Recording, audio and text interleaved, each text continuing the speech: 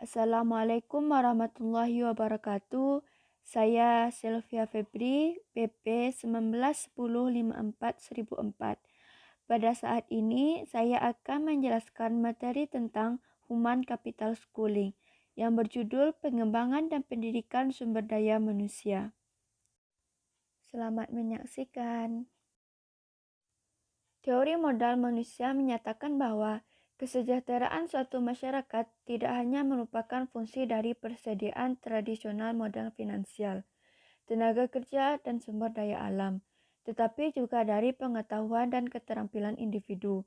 Peningkatan pengetahuan dan keterampilan akan menghasilkan hasil ekonomi yang lebih baik bagi individu dan masyarakat, terutama dalam masyarakat modern, di mana secara luas diyakini bahwa pengetahuan dan keterampilan memberikan premi ekonomi dan sosial yang lebih besar daripada di masa lalu. Pendidikan adalah elemen kunci dari teori modal manusia karena dipandang sebagai sarana utama untuk mengembangkan pengetahuan dan keterampilan. Selanjutnya, tinjauan teori modal manusia. Secara khusus, teori tersebut memprediksi bahwa peningkatan pengetahuan dan keterampilan akan menghasilkan hasil ekonomi yang lebih baik bagi individu maupun masyarakat. Ide ini semakin menonjol dalam beberapa dekade terakhir karena pandangan yang dianut secara luas bahwa kita berada dalam ekonomi pengetahuan, di mana pengetahuan dan keterampilan memberikan nilai lebih tinggi daripada di masa lalu. Teori modal manusia menempatkan penjelasan ini dalam pengetahuan dan keterampilan dan khususnya dalam pendidikan dan pengalaman kerja sebagai sumber utama. Teori dan pendidikan sumber daya manusia. Pendidikan merupakan elemen kunci dari teori modal manusia karena dipandang sebagai sarana utama untuk mengembangkan pengetahuan dan keterampilan, dan tingkat pendidikan adalah cara untuk mengukur kualitas tenaga kerja.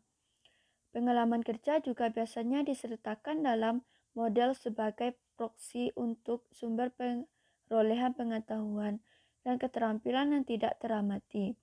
Sejumlah besar masalah spesifik telah diselidiki, dan yang menarik adalah pengaruh perolehan pendapatan melalui pendidikan relatif terhadap biaya peluang dalam waktu kerja yang hilang dalam pencapaian tingkat pendidikan yang lebih tinggi.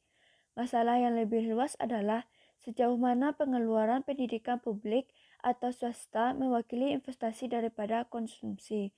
Pendapatan swasta atas pengeluaran pendidikan telah diselidiki secara luas dan sekarang jarang dipertanyakan. Pengembalian ke masyarakat kurang mapan dan lebih sulit untuk dimodelkan karena banyaknya kemungkinan penyebab dan efek jika kita melampaui hasil ekonomi. Masalah ini juga terkait dengan kebijakan di mana pendidikan dianggap sebagai alat untuk mengurangi kemiskinan dan memindahkan individu dari ketergantungan pada dukungan pendapatan menjadi kemandirian. Kesimpulannya, hampir semua pernyataan kebijakan utama dalam pendidikan dimulai dengan mengacu pada masyarakat pengetahuan dan pentingnya pendidikan untuk kesejahteraan individu, negara bagian, atau provinsi.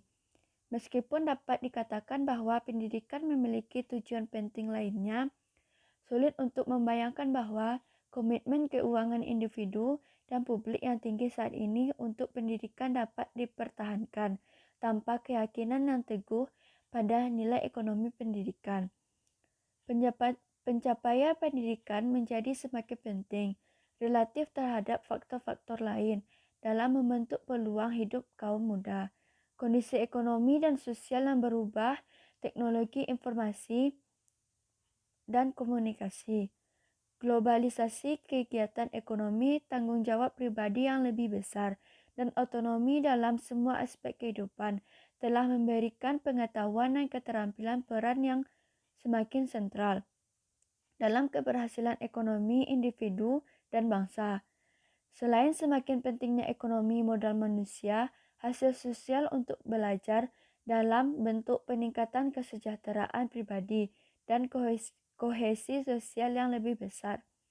Pendidikan merupakan investasi yang dapat membantu mendorong pertumbuhan ekonomi, berkontribusi pada perkembangan sosial pribadi, dan mengurangi ketimpangan sosial.